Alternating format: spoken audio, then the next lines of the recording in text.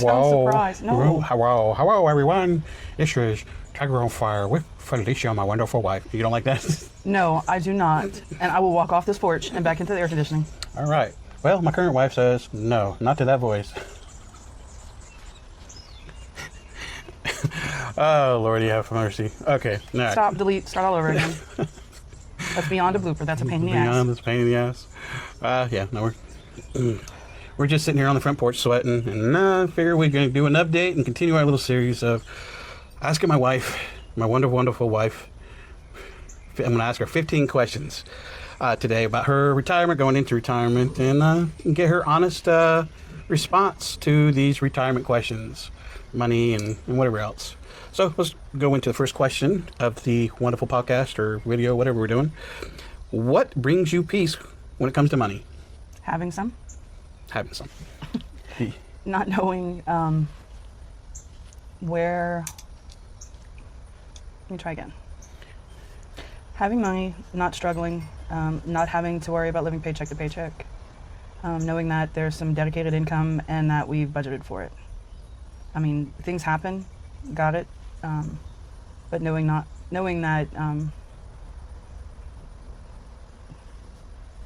there's money available, I guess. I don't know how else to explain it. Yeah. Not having to worry about where you're going to have to come up with something to cover something that happens. It took a long time to get to that place. Yeah. But that's one of the things that's a little nerve-wracking, just making sure that that consistency is there. Wow. Do you, when it comes to money, do you think there's something that we need to worry about, or do you think we're fine, that it shouldn't be an issue? Is there concerns? I'm worried until I see what that first true retirement check looks like, and then I'll know what we're dealing with and if it's going to be an issue or things that we have to adjust to make it work. I think so. Until I see it, until it actualizes and I can actually, see it on paper, then yeah, there's that little bit of niggling fear in the background. Okay. Yeah, and with some of these administration policies and laws that they're trying to push, that could impact, I think, some of that fear as well. Okay. Yay. All right. So, what is your biggest financial goals now into retirement? I want us to actually be able to travel to do what we wanted to do.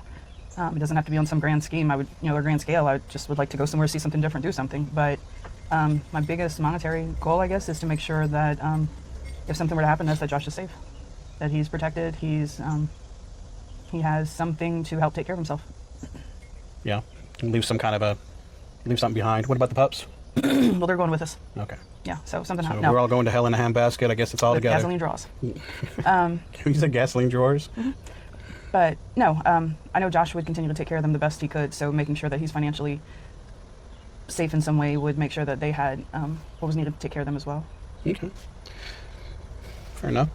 So how currently now? So we're talking about money this episode mostly. How do you monitor finances now? And from that perspective, like I'm doing the investment side, you're doing the paychecks that come in, and just kind of a summary. How do we budget? How do we, plan money wise? So again, it took us a while to get there, just because if you don't have any money, it's harder to try to budget. But when you get out of that mindset and you start to look at trying to make what you have stretch and trying to figure out how to make it last longer. So we have been on a financial budget for as long as I can remember, especially after we got out of the military. That was a big deal to make sure that we could cover all these new expenses that we didn't have to account for before. So now it's the same thing. The budget is what's comfortable. The budget is what's safe. Knowing that when I get paid, twice a month right now, and then that'll go to once a month later, that we're setting money aside for the things that have to be covered, so that we don't have to come up with it all at once. And anything left over is for savings or for a project or for a trip. Right. So what was the question? So the question basically was, what are we doing to track and monitor our finances? So budgeting. Being aware of what's being spent, which can be hard sometimes when you've got two people that are spending. But knowing what we have to cover and then trying to keep a handle on all the additional expenses. Yeah, and you like putting everything on paper and pencil, pen or whatever, in notebooks or whatever, and that's how you track. And we use the bucket system. So we have a bucket for electricity, a bucket for utilities, phone? I think that would be a whole different conversation to get into that. If you're trying to get through 15 questions today, I don't know if we'll be able to cover that. Well, we're not in details. It's just a high level. That's what I'm saying. I can get very weedy when it comes to the budget process. I do like to have a hard copy. I like to see it. I guess I don't know if it's just the way I learned, the way things work for me. It doesn't feel as, what's the word? As make-believe. I don't know what the right word is, but if I'm physically writing down the numbers, then I'm seeing it. It's not just assuming that I've got money in there and that it'll just be taken care of. Yeah. Or, we've had in the past where we tried to go all digital and something happened and we've lost the record. And for me, whether it's an audit thing, whether it's an OCD thing, I don't know what it is. I like to have the ability to go back because we've had to do that several times for important things like my military buyback. We've had to go back and prove because it wasn't documented in all the right spots that something. And yeah, we did some of that online, but also being able to go back and find, hey, in my records, this is where I paid for it. This was the date. Helped me to be able to go back and search for it online as well. Yeah, that helps out quite a bit.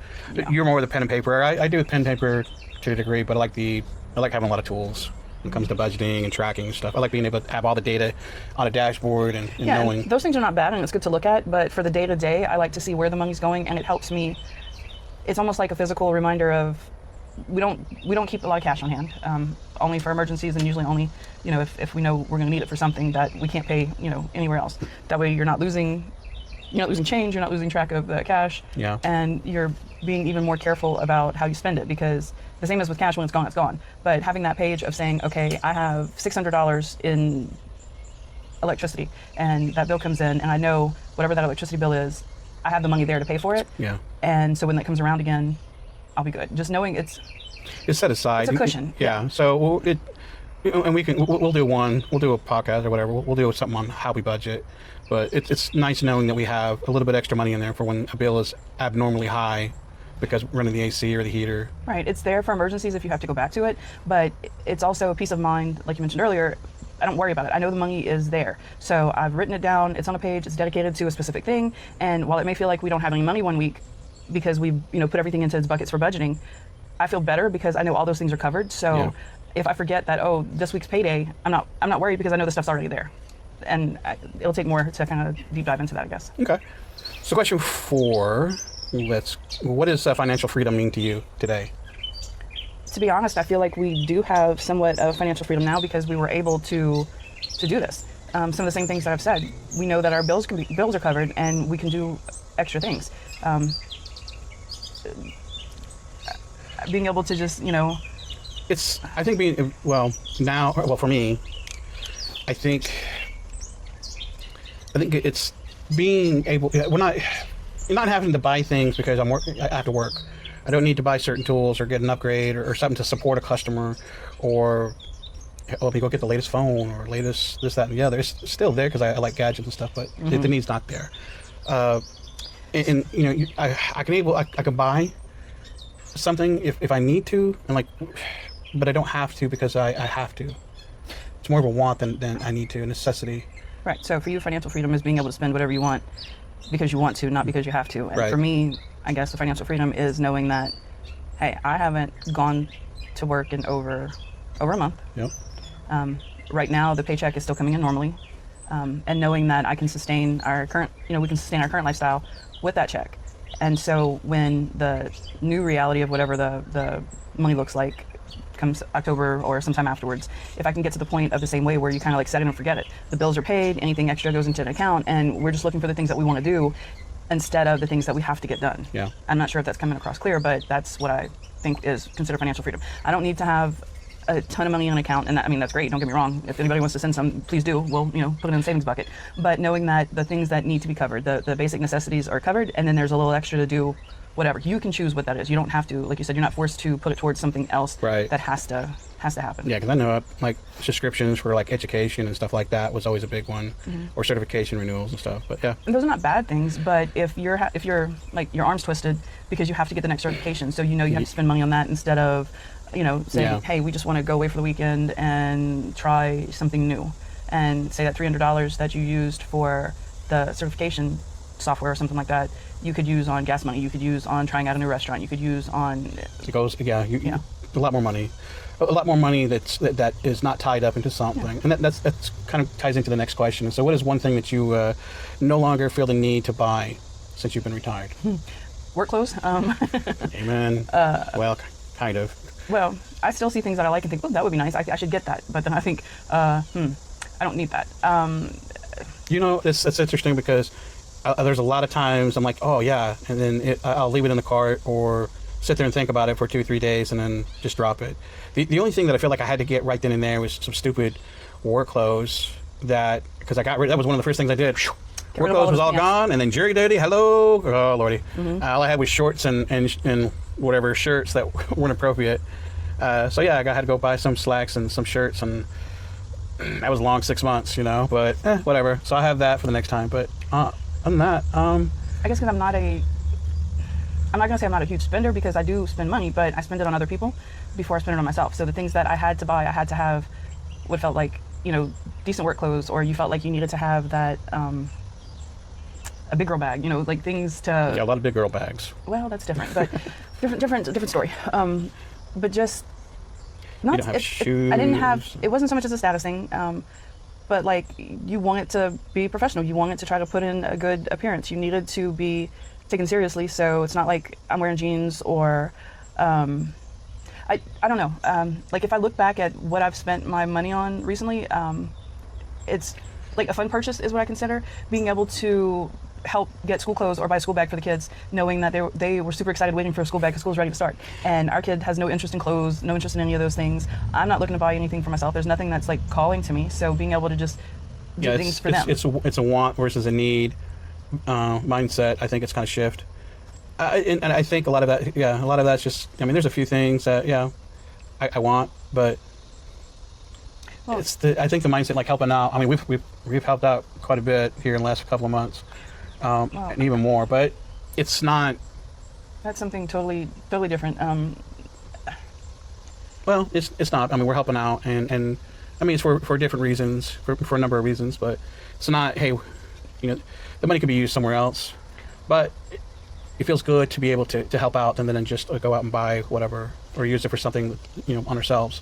Right. So turn it around a little bit and thinking of, I'm not looking to go out and buy something for myself. Like how we kind of talked, I want the adventure. I want the experiences. I want to be able to take the kids bowling and see their little faces. I want to take them to somewhere they haven't been. I want to see adventure through those types of things, that type of spending, because look at how hard it's been to try to declutter and downsize this house after being here for 25 years and thinking, oh, you know, you've got all these things, whether you bought it, whether somebody gave it to you, however you got to it. Yeah. Like, what's the point of it now, other than it's something else that's not getting dusted, something else that needs to be dusted, something that's in the way, and then you almost feel like there's a sentimental attachment to some things, but other things it's like, well, you just don't want to hurt somebody else's feelings, you know, if you get rid of something that they took the time and they put the energy behind and the thought to purchase for you, but at the same time, what's the thing that I hear lately? If it doesn't serve you, let it go. Yep. And so that's a mind shift and an action shift. I don't know.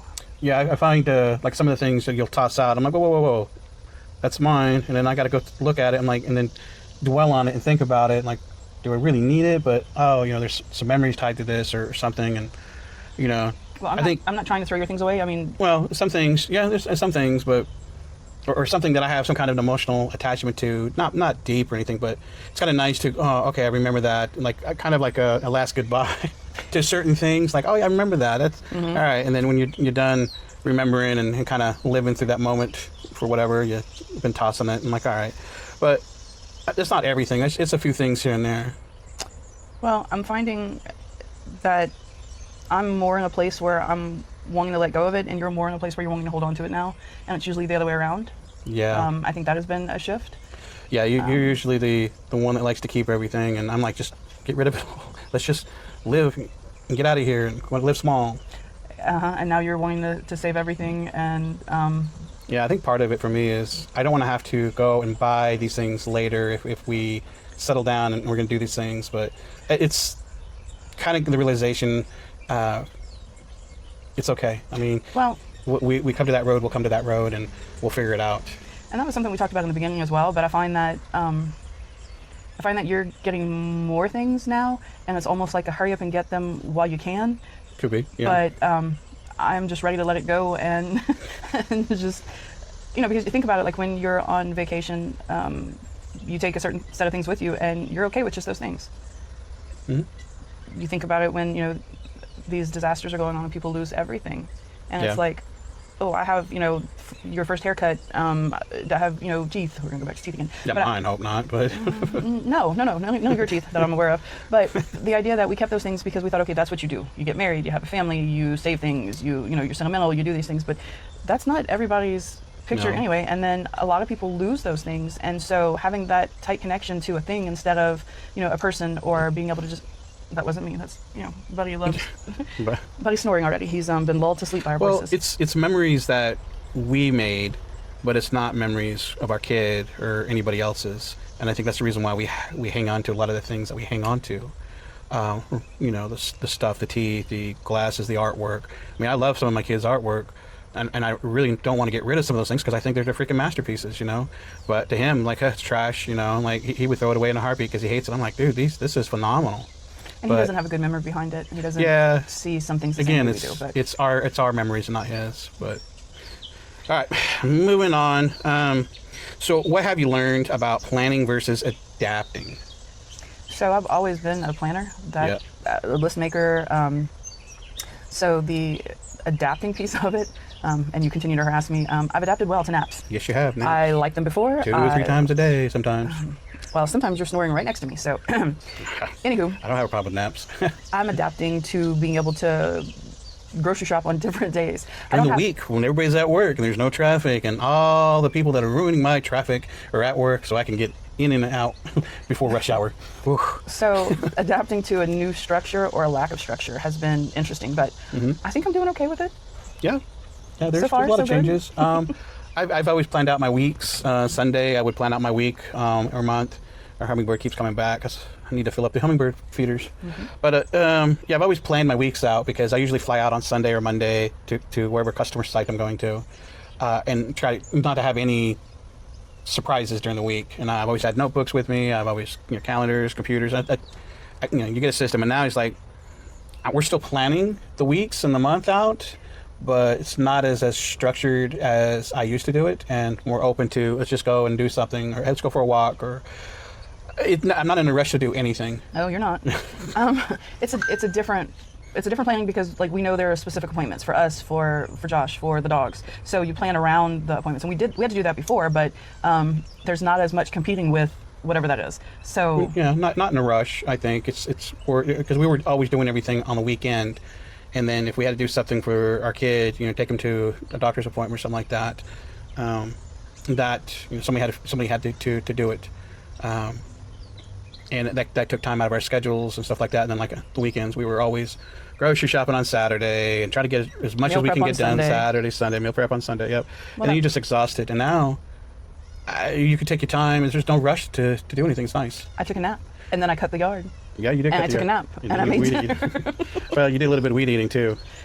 Well, yeah, until you decided you didn't want to help me with the string. That I should be done. I hate that weed whacker. But it is what it is. Anyhow, all right, going on to the next question.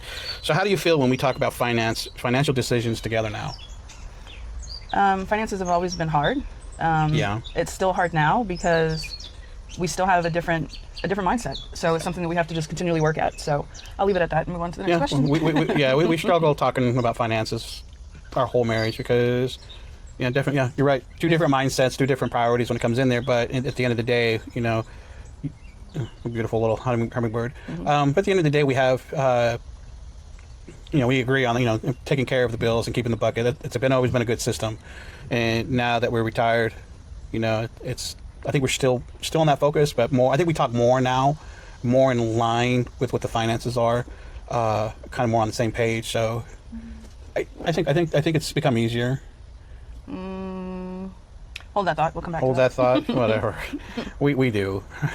Okay, how has your sense of time changed since retirement? What time? I have my trusty watch that tells me what day it is, what day of the week. Yeah, so my sense of time, I feel like it's been months, that I've been home. Isn't that crazy? It is, because time is so valuable and always has been, but I don't have to, I'm not losing so much of it. I'm not squeezing it in little places. So my concept of time, it was like, well, like you and I were tired, and it was like, oh, it's only 5 o'clock. What the hell? Like, we cannot go to bed at 5 o'clock. We are not We're that just getting off retired work. yet. Well, yeah, you were just getting off of work at 5 if you're lucky, and myself, I usually would work at like 6, 8 o'clock at night, doing whatever. But yeah, it's crazy. Yeah, losing track of time, days. I've lost track of weeks before. Yeah, it's just, It's definitely interesting, it's a very different feeling. but there's no stress in it. No. I just, it's almost like there's that little niggling thought at the back of your head, like, what am I forgetting? Did I do everything that was supposed to get done? Am I thinking of all the things that I wanted to get done? And then you just realize there isn't any, like you said, there's no pressing need. Yeah, it's just different. It is different. And it's hard to explain to somebody until they're actually in that situation. Like, what do you mean the day went by? Well, you could say that. You're in meetings all day, the day went by, and like, oh. The time flew for them because they've been busting their rump all day long, and Right, and it's different to say like, the time flew by because I took a 3-hour nap. But then I was productive in between. But yeah, I was able to take that 3-hour nap, cut the whole yard, trim trees, weedy, do whatever kind of thing. The days are a lot longer now.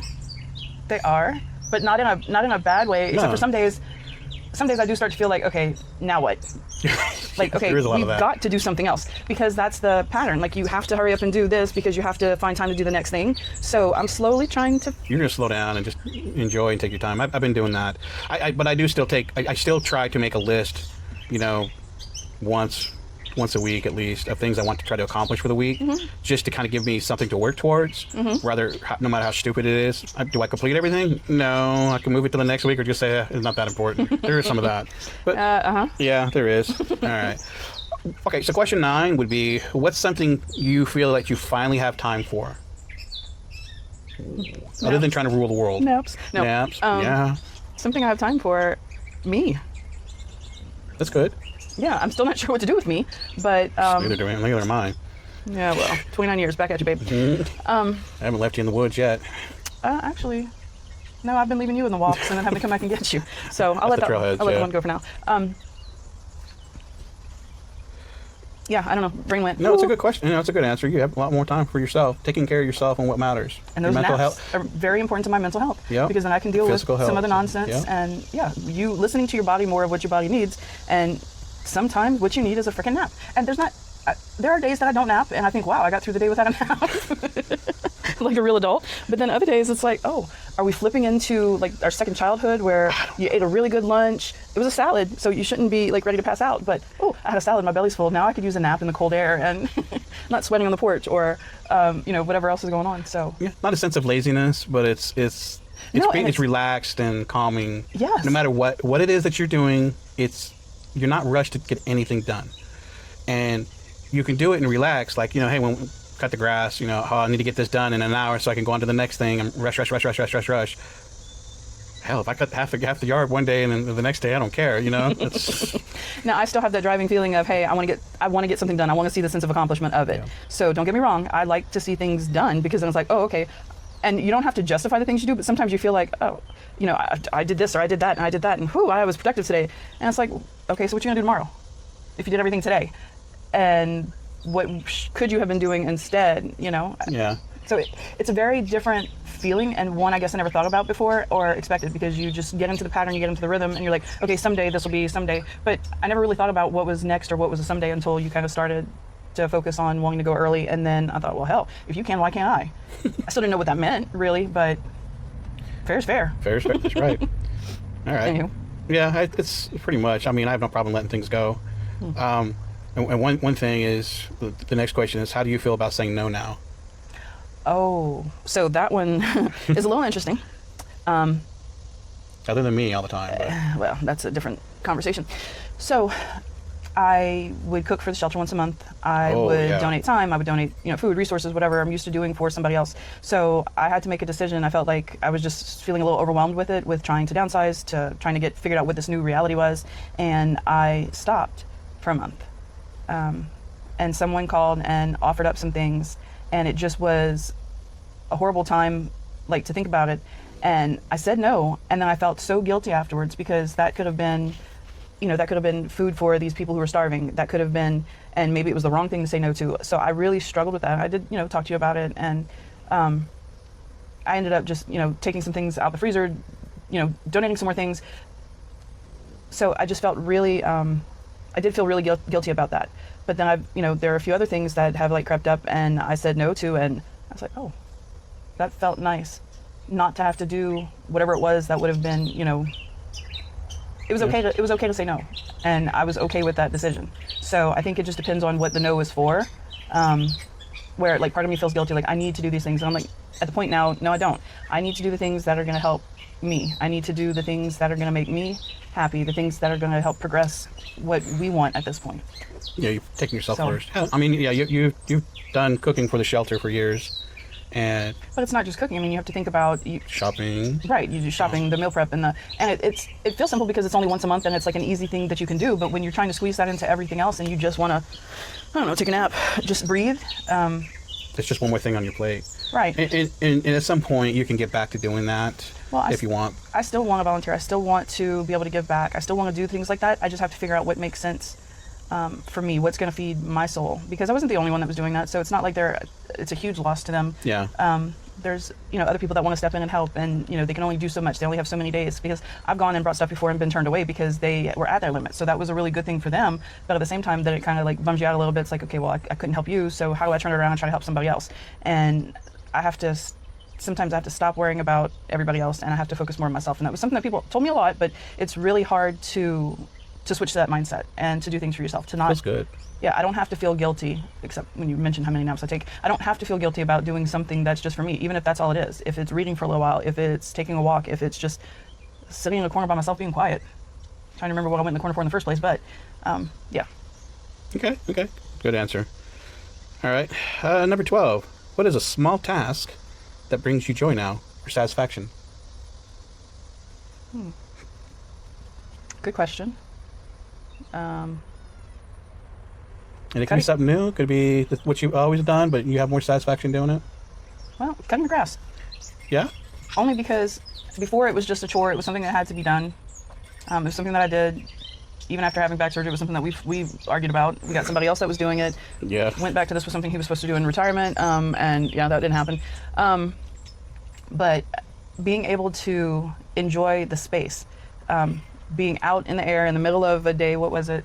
What was yesterday? Saturday. Oh, okay. So yeah, yesterday. So again, today's Sunday. Yeah. So yesterday was Saturday. So going to cut the grass and then just enjoying the yard and being able to look outside and see that it was done. There was 2 naps involved yesterday too. And we're talking about small things that I enjoy. I enjoy the naps. Okay. We moved on. No. I say that was one thing because I can't. There's nothing else that jumps out at me right now. But as far as like something that I've done, is because we did that before, but it was never anything enjoyable. Like because a chore. Well, yeah, it is still because you have to move on to the next thing. But it was like, oh, okay, I can do that, and I can actually enjoy my yard. I can actually enjoy the property that you've paid for, all these years that we've been living to maintain, but haven't really sat out and enjoyed it. It's weird. And I follow because the last year that I've been retired, I have sat out here on this front porch a lot, almost every day, 2-3 times a day. Me and the dogs chill out here during the daytime. Right. During the wintertime, during the summertime, it can be hot, it can be cold. We enjoy sitting out front and just enjoying it. You pay for a home, and then do you actually enjoy it? Do you get to relax? Like you see these memes that pop up all over the place. What are you doing? Oh, enjoying the mortgage I pay. I'm staying home, so I don't spend any money. It's like there's a lot of that. And I know when we were working, like hell, there's been time that I haven't even seen the outside. I haven't even seen the backyard in months because you're working and stuff. Especially when I work nights. I mean, I think there was years I didn't see the backyard. But I guess before when you're working, you didn't want to be home because you wanted to go out and you wanted to do things and you wanted to, squeeze in all the things that you could. Here, you're actually having a chance, like, when it was nice and fresh in the mornings before this, before Satan opened the gates for the heat. Yeah.